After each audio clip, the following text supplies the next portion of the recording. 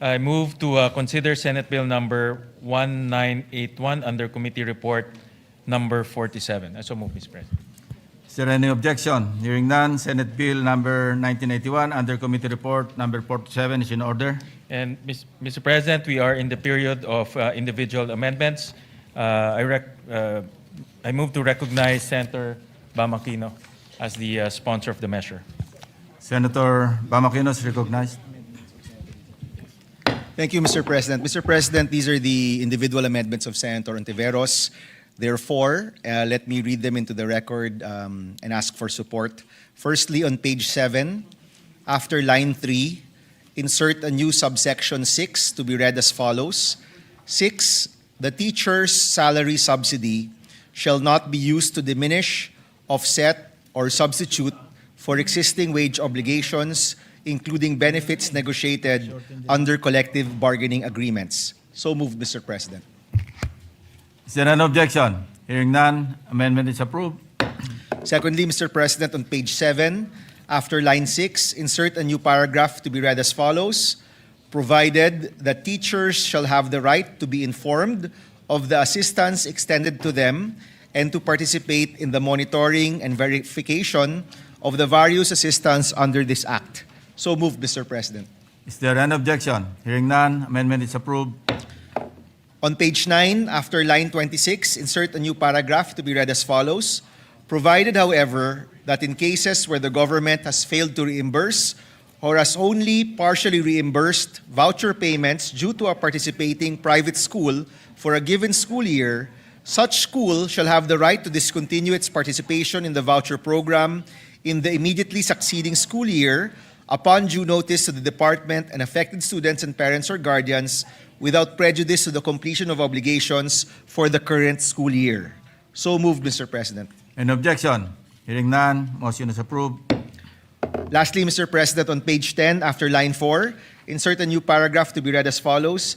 Any public officer or employee who, in collusion with any participating school, its officers or personnel, or any individual, commits any of the foregoing acts shall be subject to the same penalties prescribed for participating schools and the responsible officers under this Act, without prejudice to prosecution and the imposition of additional penalties under Republic Act number 3019 or the Anti-Graft and Corrupt Practices Act. So moved, Mr. President. An objection? Hearing none, amendment is approved. Mr. President, these are all the amendments of Senator Ontiveros, and with the majority leader's permission, I move to close the period of amendments, Mr. President. There's a motion to close the period of amendment. Yes, Mr. An President. objection? Hearing none. With that, Mr. President, we move to close the period of amendments. An objection? Hearing none. Approved. Thank you, Mr. President. Mr. President, there being no other members. So we move to approve on second reading Senate Bill number 1981 under Committee Report number 47, Mr. President. So Is there an objection? Hearing none, Senate Bill 1981 under Committee Report number 47 is approved on second reading. thank you, Mr. President. President. I move to suspend consideration. Senator Bamakino is recognized. Yes, Mr. President, I just want to thank our colleagues for the support for this bill, especially Senator Gatchalian, who passed this bill in a previous Congress and who also raised it in plenary a few weeks ago. This will definitely help our students, Mr. President.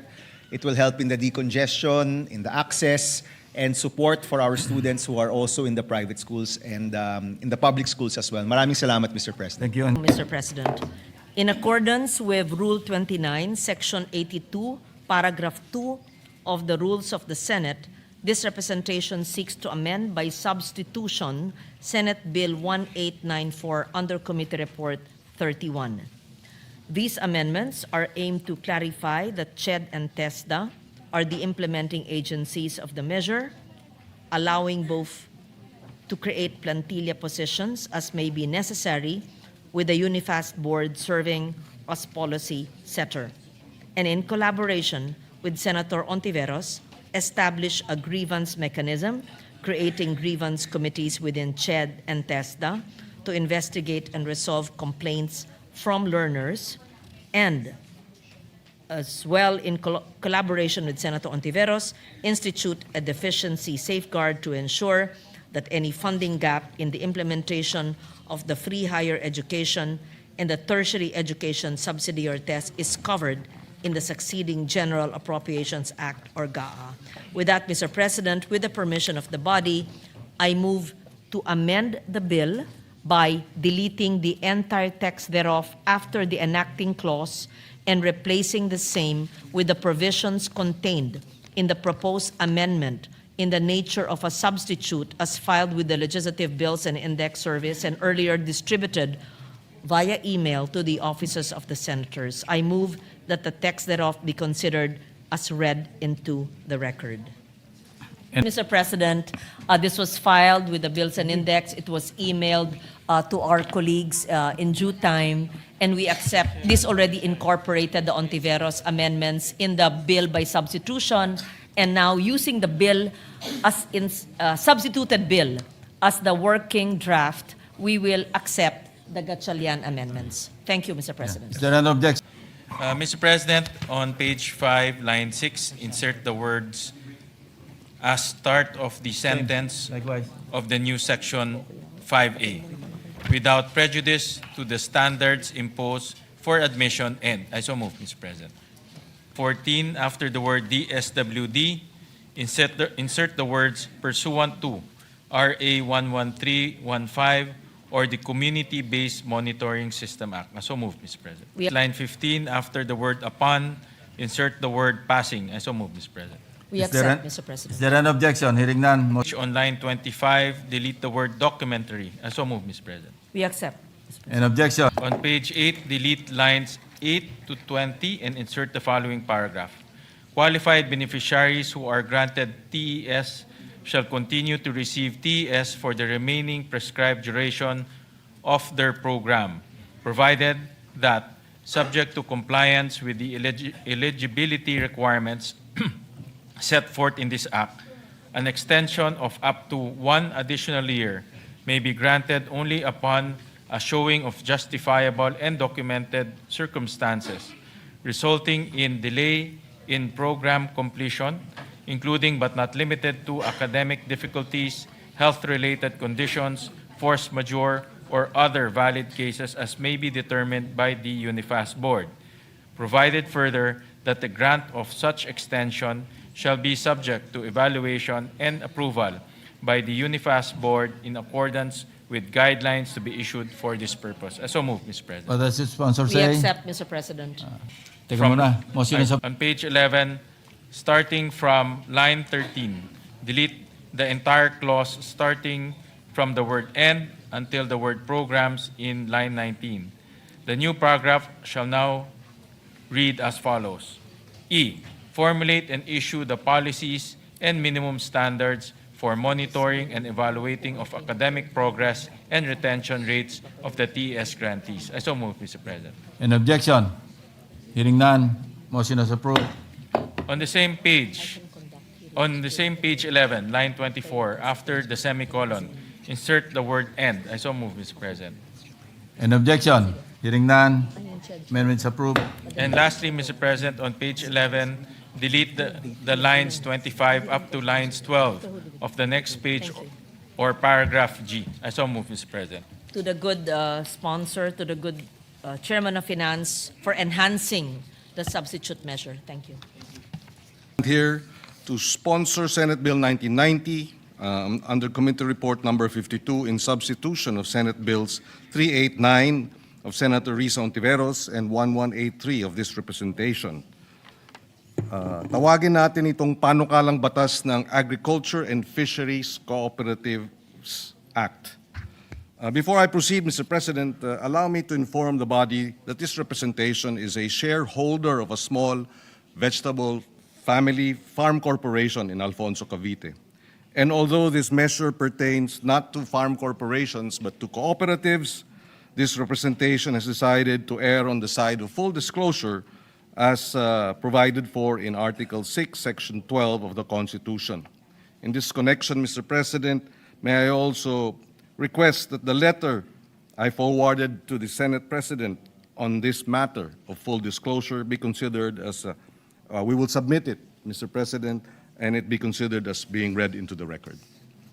Thank Thank you, Mr. President. Mr. President, this measure, panukalang batas para sa Agriculture and Fisheries Cooperatives Act, nag-uumpisa po ito from a simple but transformative premise. Kung gusto nating ayusin ang ating sistema ng pagkain, kung gusto nating sapat at masustansya ang nasa lahat ng hapagkainang Pilipino, sabi nga po nila, to secure our food, we must first secure our farmers and fisherfolk.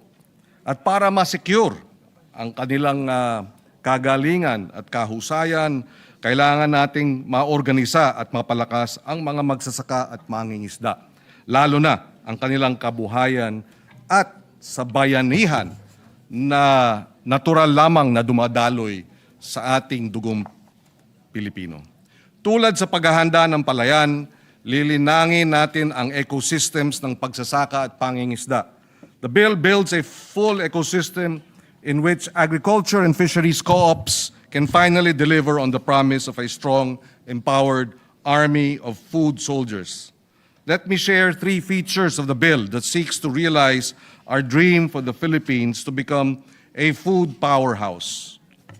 First, the bill brings our legal framework in step with today's value chains, kasama ang mga sumusunod na definisyon ng agri and fisheries co-ops, farmers, fisherfolk, agrarian reform beneficiaries, dairy and community forestry farmers, aquaculture producers at lahat ng kaugnay na sektor.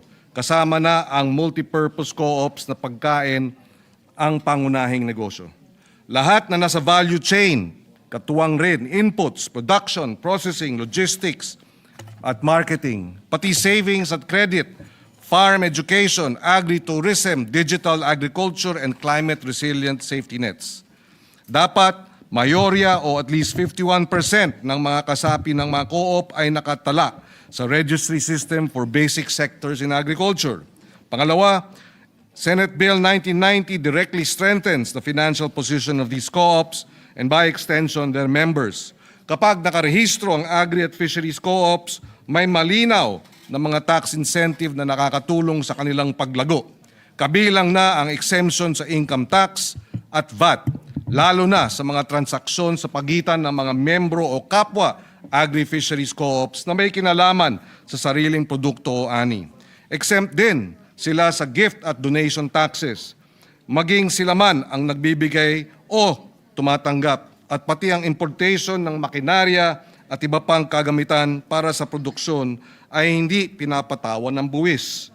Dagdag dito, mayroong tax-deductible donations para sa ating mga farmers and fisherfolk co-op. Kapag piso ang dinonate ng personal o real property sa ating mga accredited farmers at fisherfolk, maaring mabawasan sa income tax nung donor yung 1 peso and 50 centavos. This way, dadaloy ang kapital, ang pondo, ang infrastruktura, mechanization by way of donations, tax-deductible donations sa ating mga farmers at fisherfolk organizations, co-ops. Layunin ng panukala na hikayatin ang pagbuo ng mga federasyon ng mga agri-fishers co-ops. Sandaling magsimula ang inisyatiba, tutulong ang DA at CDA sa pamamagitan ng patnubay sa polisiya at superbisyon upang matiyak ang maayos na pagtatatag nito. Tahasang sinama na rin natin sa panukala ang direktang pagbili ng pamalaan. Ito ang ating Sagip Saka Act. Dinagdag din natin government banks and financial institutions must also extend preferential treatments to loans for agri and fisheries co-ops. Makikipag-ugnayan ang departamento sa Bangko Sentral ng Agrikultura sa Bangko Sentral para mas madali ang requirements ng pangungutang para sa kapital, post-harvest facilities at iba pa. Gusto nating na madali ang access to finance, to credit ng ating organized co-ops. Third and crucially, the bill creates the mechanism to plan, monitor, and measure success, not in vague terms but in metrics. Senate Bill 1990 re-establishes a Bureau of Agriculture and Fisheries Co-ops under the Department of Agriculture. The Bureau will coordinate and implement agri-co-op programs, promote digital platforms, provide technical assistance, and set up local development hubs that can link 500 to 1,000 farmers and buyers and processors. Sa loob ng isang taon, dapat matapos na ng Bureau ang nationwide sustainability mapping. Ito namang mapping ang gagamitin para sa paggawa ng 10-year Agri and Fisheries Co-op development at ng Food Security Master Plan. Ang pangunahing policy at planning body ay isang council that is chaired by the Secretary of Agriculture with the Cooperative Development Authority chairperson as vice chair of the council. And the council shall report to Congress every year. Mr. President, at its core, this measure is about putting structure and capital behind something we Filipinos have always had. Hindi lamang po sipag at tiyaga, diskarte at bayanihan. Sa isang banda, imbitasyon ito sa ating mga magsasaka at mangingisda na magbuklod-buklod bilang kooperatiba at pangako rin ito ng Estado na bibigyang gantimpala ang ganitong pagbubuklod. Maikling kwento lang, Mr. President, nakilala ko ang San Nicolas Rice Farmers Association mula sa San Simon, Pampanga noong 2022. Isa silang Rice Farmers Association.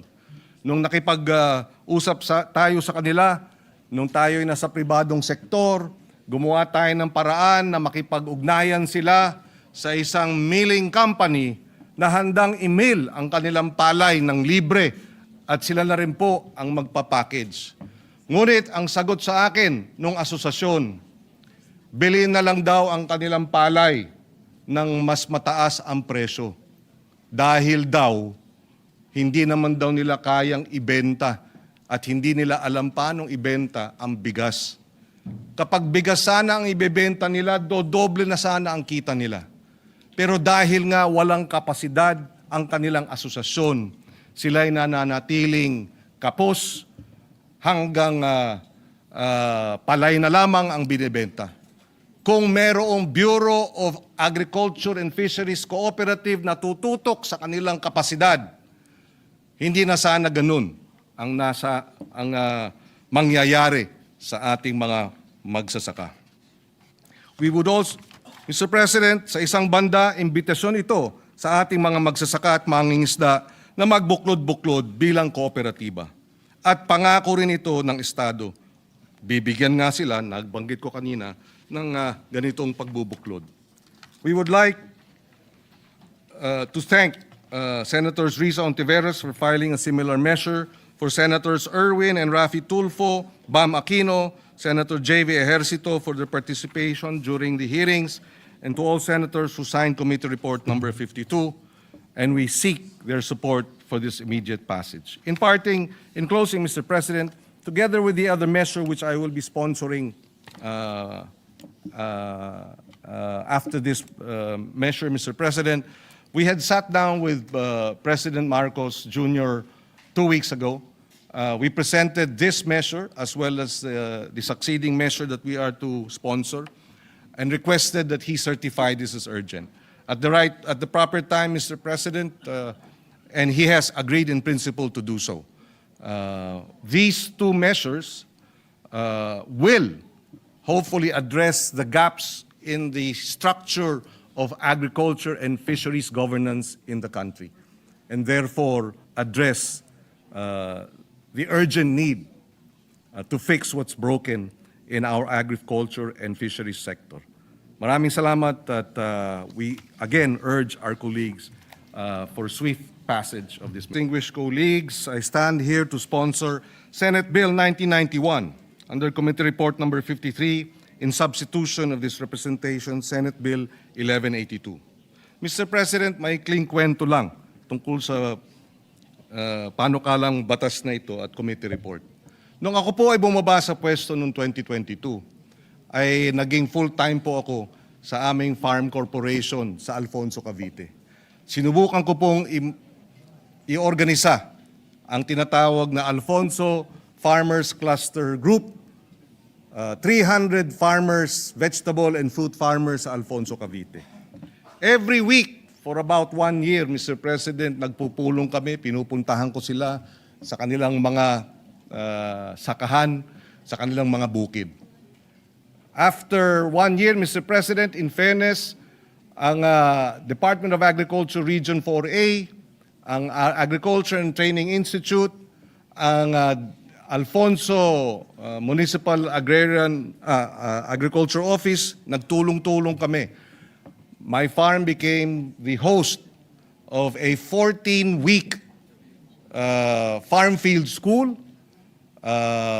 Every week for 14 weeks, pumupunta ang about 60 farmers sa Alfonso, Cavite para mag-aral ng organic vegetable farming. Matapos ang 14 na linggo, nagbanding na kami ng husto. Talagang kasabay nating kumain, mayroon pa kaming nag-Christmas party, may graduation pa. At in fairness, naroon ang ATI nung 14 na linggo. Nandoon ang DA Region 4. Nandun din ang Maro. Pero natapos yung 14 weeks, nais nang mag-organisa yung 57 na mga farmers, bumalik na sa 13 Martires ang ATI, bumalik na sa Lipa ang Region 4A, at nung hiningi natin kay Mayor Randy, salamat, at ng Maro, ang isang tao lamang para tulungan kaming mag-organisa sa LGU, ang nabanggit sa akin ng LGU.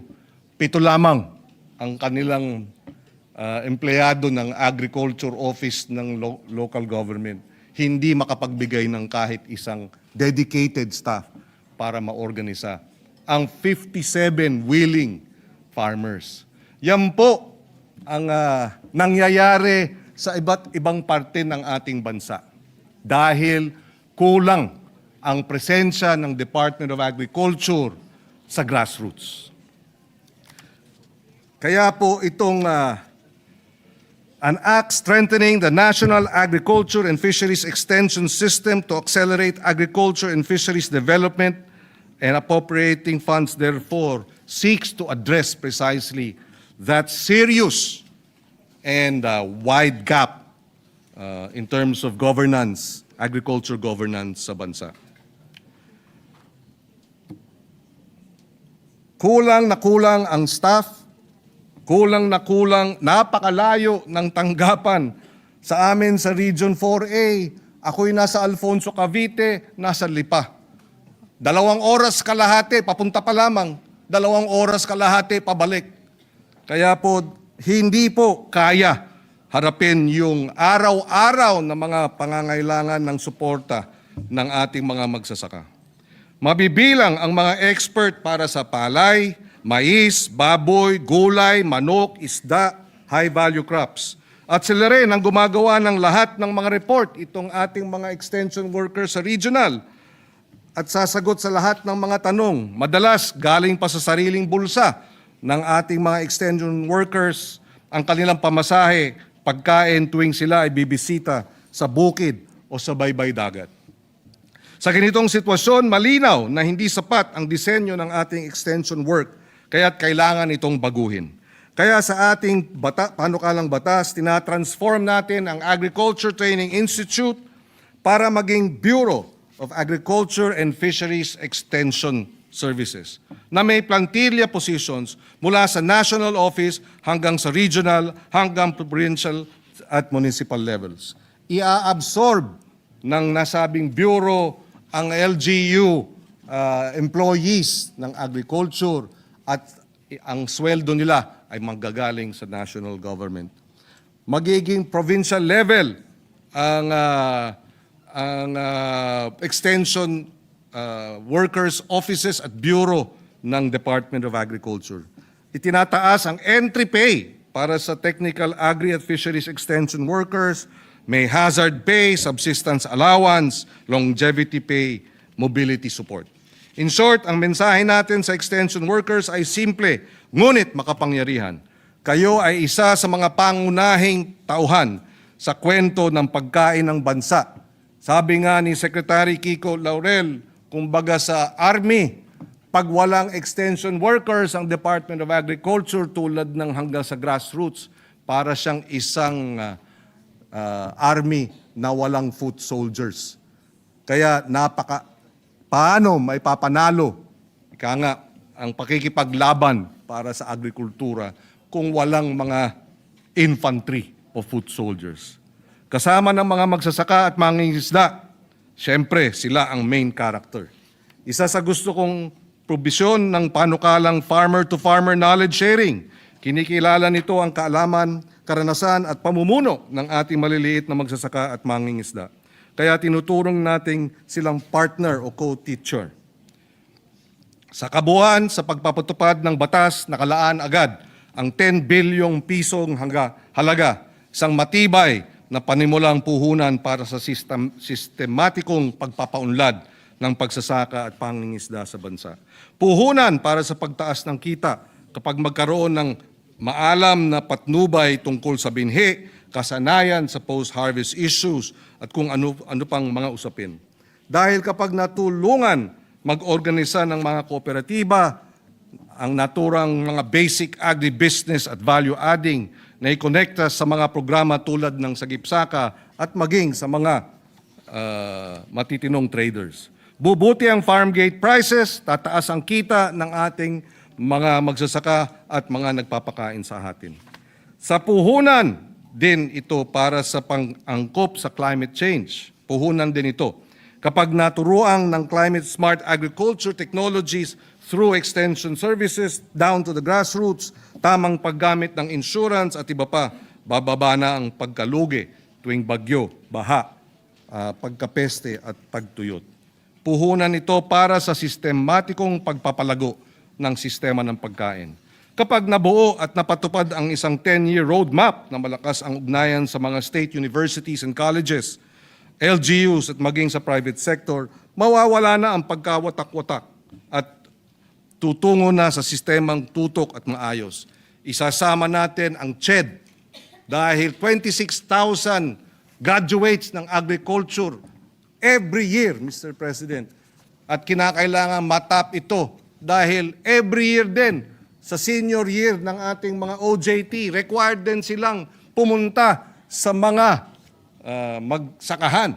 Kaya pag may extension services na bureau, makikipag-ugnayan sa CHED, matatap natin ang ating 26,000 graduates and 26,000 plus mga estudyante na tutulong sa extension workers. Matututukan na ang pangangailangan at suporta ng ating mga magsasaka at mangingisda.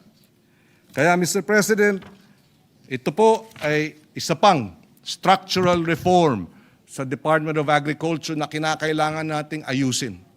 In the end, Mr. President, when I was Food Security Secretary in 2014 and 2015, the country was importing $10 billion worth of agriculture products. Today, 10 years later, we are importing double, $20 billion worth of agriculture products. It is not right. We have to correct, Mr. President, the broken system of agriculture and fisheries in the country. Mahirap pa rin ang ating mga magsasaka. Baon pa sa utang. Puro import pa ang nangyayari sa ating pagkain. Kaya these twin structures, Mr. President, these twin measures that will restructure the Department of Agriculture and Fisheries, Mr. President, I believe is the way forward. With the support of our colleagues and its swift passage, we are on the road to addressing the challenges of agriculture modernization and fisheries modernization in the country. Maraming salamat, Mr. Mr. President, I rise to co-sponsor Senate Bill number 70 under Committee Report number 55, a measure that seeks to uphold one of the most fundamental principles of justice, that access to courts must not depend on one's capacity to pay, but on the merits of one's cause. First of all, Mr. President, I'd like to thank the sponsor, Senator Chis Escudero, whose sponsorship speech he wishes to be inserted into the records, for supporting and sponsoring this bill. This measure addresses a harsh and often overlooked reality faced by our most vulnerable sectors, the underprivileged, and the homeless when they are subjected to ejectment proceedings. Thus, the bill I authored seeks to exempt the underprivileged and the homeless from the required payment of supersedeas bond in perfecting appeal in relation to ejectment cases filed against them. For families already struggling to survive, for individuals with no stable sources of income, and for the homeless with no means at all, the requirement to post a supersedeas bond becomes an insurmountable barrier, which is not merely a procedural requirement, but a denial of the right to appeal. Mr. President, in most cases, families facing eviction are unable to pursue legitimate remedies because they cannot afford to pay the bond required to stay the execution of judgment while their appeal is pending. This measure seeks to correct that injustice. This is a bill I have been pushing since my time as a member of the House of Representatives, grounded in the belief that our legal system must be responsible to the realities faced by most vulnerable sectors of our society. And I am truly glad to see this measure finally come to fruition. Thank you, Mr. President. Mr. President, I rise to co-sponsor Senate Resolution Number 350, creating an ad hoc committee to be known as Proactive Response and Oversight for Timely and Effective Crisis Strategy, or PROTEC. A timely and necessary measure to proactively address the issues and challenges we face as a result of and in relation to the ongoing conflict involving the United States, Israel, and Iran. This resolution is anchored on a simple yet urgent principle: preparedness over reaction. At a time when global tensions are escalating and uncertainties ripple across regions, we are reminded that the Philippines, although geographically distant, is by no means insulated from the social and economic impacts of international conflicts. As the geopolitical tensions appear to have no end yet in sight, we cannot just sit by and watch while their far-reaching consequences drag out, affecting our nation and our citizens in the process. The volatility in the Middle East, particularly in oil-producing countries, poses a direct threat to our energy security, price stability, and overall economic resilience. We cannot solely rely and wait for the plans of the executive. Rising fuel prices, supply chain disruptions, and inflationary pressures will inevitably affect transportation, food security, employment, and the daily lives of our people, especially the most vulnerable. And it is precisely during these unprecedented times that the Senate must stand united and enact all efforts to help our kababayans weather this developing international crisis. As I emphasized in Resolution Number 319, which this representation filed to call for an inquiry as to the status, safety, and welfare of Filipinos in the affected region, proactive coordination, preparedness, and a whole-of-government approach is indispensable. The complexity of the crisis demands just that, not only in response to the needs of Filipinos overseas, but in safeguarding our national stability as a whole. This august chamber should serve as a platform where these efforts can be harmonized, strengthened, and guided by a clear and unified national direction. By creating this ad hoc committee, we can ensure to adopt a whole-of-government and a whole-of-nation approach, one that is coordinated, data-driven, and forward-looking. This body will allow the Senate to exercise its oversight function effectively, ensuring that contingency measures are not only in place, but are responsive, comprehensive, and inclusive. With this, I wish to manifest my intent to co-author the resolution. Thank you, Mr. President. Distinguished Majority Leader, Mr. President and esteemed colleagues, a blessed afternoon. It is my honor and privilege to co-sponsor proposed Senate Resolution Number 350, proposing to establish an ad hoc Senate committee called Proactive Response and Oversight for Timely and Effective Crisis Strategy or Protect Committee. We extend our sincere gratitude and commendation to the leadership of the Senate, Senate President Tito Soto, Majority Leader Juan Miguel Zubiri, and Minority Leader Alan Peter Cayetano for introducing this very timely and important measure. We also would like to thank our colleagues for making this representation a co-author of this resolution. At first glance, Mr. President, this measure speaks of geopolitics, of conflict in faraway regions, and of disruptions in global energy markets. But at its core, this is not merely about foreign affairs or policy coordination. Ginoong Pangulo, tungkol po ito sa araw-araw na buhay ni Juan de la Cruz. Ito po ay tungkol sa jeepney driver na araw-araw ay kinakabahan sa patuloy na pagtaas ng presyo ng diesel. Tungkol po ito sa mga mamimili at maliliit na negosyante na napipilitang magtaas ng presyo upang makasabay sa gastos. At higit po sa lahat, tungkol po ito sa pamilyang Pilipino na pilit pinagkakasya ang kita sa gitna ng patuloy na pagtaas ng mga bilihin. The ongoing conflict has already caused global oil prices to surge and warnings of even steeper increases loom. Kapag tumataas po ang presyo ng langis, tumataas din ang presyo ng pamasahe, presyo ng pagkain, presyo ng kuryente. At ang pinakaapektado, siyempre, ang karaniwang Pilipino. This is where the importance of this resolution becomes clear. The creation of the Protect Committee is not only an institutional response, but a commitment to foresight, coordination, and accountability. It ensures that we are not reacting too late. Instead, it enables us to anticipate, to prepare, and to act decisively.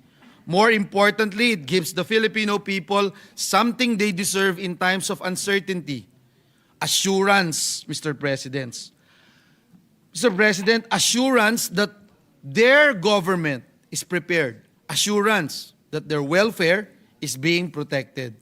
Mr. President, the risk of stagflation is not just an economic concept. It is a real threat to Filipino households. Kapag sabay po na tumaas ang presyo at bumagal ang ekonomiya, ang unang naapektuhan ay ang trabaho, ang kita, ang kabuhayan at kinabukasan ng ating mga kababayan. We believe that this move of the Senate gives us a fighting chance to prevent that outcome. It enables a whole of government and whole of nation approach, bringing together agencies, stakeholders, and communities to respond in a unified and strategic manner. For these reasons, Mr. President, we respectfully express our full support for this measure and urge its swift adoption. Dahil sa huli, Ginoong Pangulo, ang tunay na sukatan ng anumang polisiya ay kung paano nito napapabuti ang buhay ng bawat Pilipino. Maraming salamat, Ginoong Pangulo, at pagpalain po tayong lahat ng ating Panginoong Diyos. Thank you. Rahmatullahi wa barakatuh.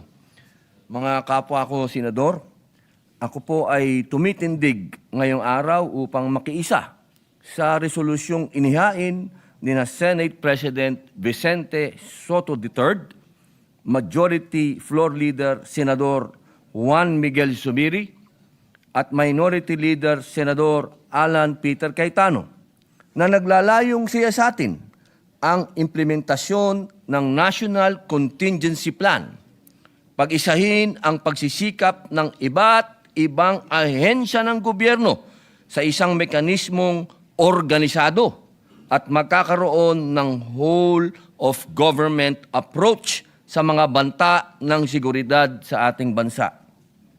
Ang panukalang ito ay ang legal at moral na obligasyon ng Senado upang protektahan ang ating bansa mula sa nakaambang krisis pang-ekonomiya na dulot ng tensyon sa gitnang silangan. Noong ika-28 ng Pebrero, 2026, inulunsad ng Estados Unidos at Israel ang kanilang operasyon laban sa Iran. Ayon sa balita, ang opensibang ito ay naglalayong buwagin ang mga pasilidad ng Iran at mabago ang rehimen ng politika ng Iran. Dahil sa pag-ataking ito, naging mabilis ang ganti ng Iranian Armed Forces laban sa mga base militar, paliparan at lalo na sa mga oil refineries sa rehiyon. Sa kasalukuyan, ayon sa ulat ng International Energy Agency ngayong Marso 2026, nararanasan ng mundo ang pinakamalaking pagkagambala sa supply ng langis sa kasaysayan, ang pagsasara ng Strait of Hormuz, kung saan dumadaan ang humigit kumulang na 20% ng pandaigdigang supply ng langis at liquefied natural gas, ay isang direktang atake sa katatagan ng ating ekonomiya. Hindi naman natin maaaring baliwalain ang babala na ang presyo ng krudo ay maaaring umabot sa $200 bawat bariles. Dahil para sa Pilipinas, ito po ay nangangahulugan ng stagflation, ang mapanganib na kombinasyon ng matamlay na paglago ng ekonomiya, mataas na kawalan ng trabaho, at mabilis na pagtaas ng presyo ng bilihin. Pangalawa, panganib sa OFWs, ang kaligtasan ng milyong-milyong Pilipino sa Middle East at ang daloy ng kanilang remittances na bumubuhay sa ating bansa. Krisis sa pagkain at enerhiya, ang mabilis na pagtaas ng gastos sa transportasyon na tiyak na magpapalala sa malnutrisyon at kahirapan sa mga vulnerable sektor. Dapat ay agaran ng ating aksyon ang Proactive Response and Oversight for Timely and Effective Crisis Strategy Committee o PROTEC ay dapat tiyakin na ang ating bansa ay hindi lamang naghihintay sa krisis kundi mayroong malinaw na strategy upang mapanatili ang seguridad sa pagkain, energy at trabaho. Ginoong Pangulo, ang 1987 Constitution ay malinaw. Ang Estado ay may tungkuling protektahan ang buhay, kalayaan at kabuhayan ng mamamayan. Hindi nating maaring pabayaan na ang ating bayan ay maipit sa krisis na hindi natin pinaghandaan. Kaya naman buong puso kong sinusuportahan ang pagpasa ng resolusyong ito at ipahayag ang aking mithiin na maging kapwa may akda ng nasabing panukala. Ang resolusyong ito ay ang unang hakbang upang matiyak na ang Pilipinas ay mananatiling matatag sa gitna ng unos ng pandaigdigang geopolitika. Naway gabayan tayo ng may kapal sa ating mga desisyon. Naway manaig ang kapayapaan at naway lagi nating unahin ang kapakanan ng bawat Pilipino, ang hindi sumama sa kahit na sinong naghahanap ng gera, kundi maging independent. Maraming salamat. Bigay po ng ating Senado at nakita ko po sa resolution na tayo po itinalaga bilang